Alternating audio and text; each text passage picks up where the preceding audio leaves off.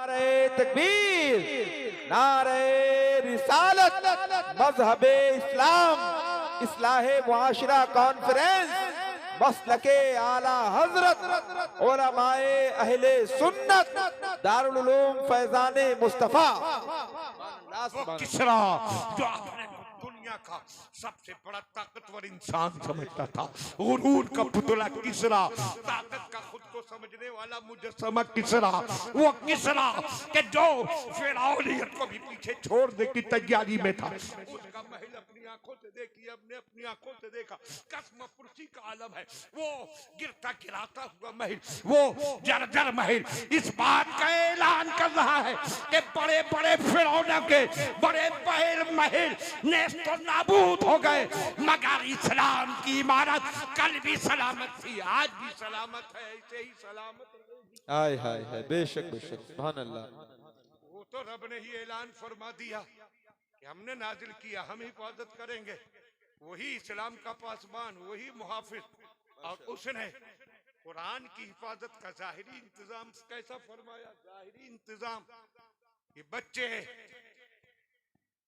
माशाअल्लाह इस साल भी कई बच्चे हैं हाफिज हुए, मगर दस्तार अभी नहीं कर रहे हैं।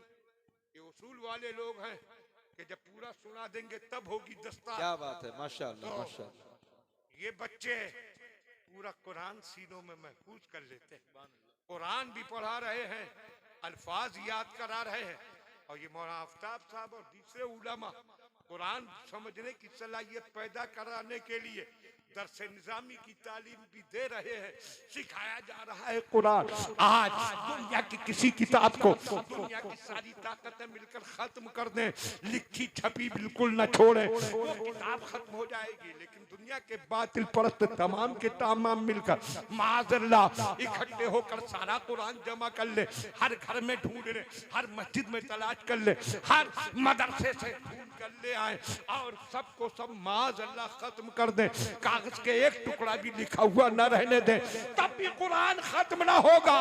ये बड़े बड़े हुफ़ाज़ नहीं, बल्कि 10-10 साल के हमारे बच्चे कागज और कलम लेकर बैठेंगे और पूरा कुरान फिर कागज पर हाय हाय हाय, बेशक बेशक, दुनिया सुभान की हर अल्लाह। किताब कागज के सफीनों में महफूज, कुरान मुसलमानों के सीनों में महफूज है।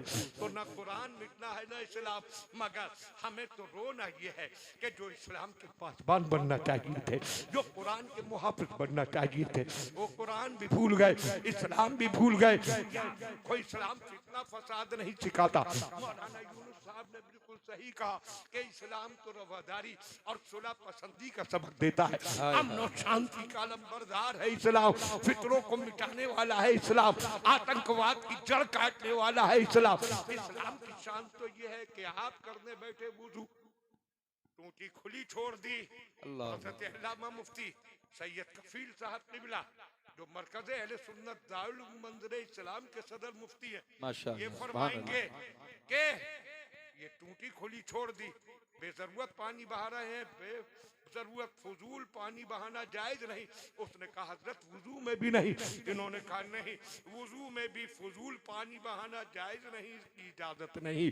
जरा सोचिए कि जो मजहब वुजू जैसी इबादत में बेजरूरत पानी बहाने की इजाजत न दे, वो किसी बेगुनाह का खून बहाने की इजाजत कैसे देगा? उस मजहब में कहा इसकी गुंजाइश है। न गोली चलाना फालतू सिखाता है, न गोले चलाना, न आतंकवाद करना, किसी चीज की जरूरत नहीं। जरूरत इसकी है कि तुम सर से पांव तक इस्लाम के सांचे में ढल जाओ और ऐसी जिंदगी गुजारो कि तुम्हारे कपड़ों को देखे तो कहे आदमी ये मुसलमान है, चेहरे को देखे तो कहे मुसलमान है, उठने बैठने को देखे तो कहे मुसलमान है, तुम्हारे घरों को देखे तो कहे मुसलमान है, घर के सामने से गुजर जाए तो कहे मुसलमान का घर है, शादी ब्याह या कोई भी तकरीब हो तो देखने वाला कहे ये मुसलमान के घर की तकरीब है। क्या बात है, माशाअल्लाह माशाअल्लाह।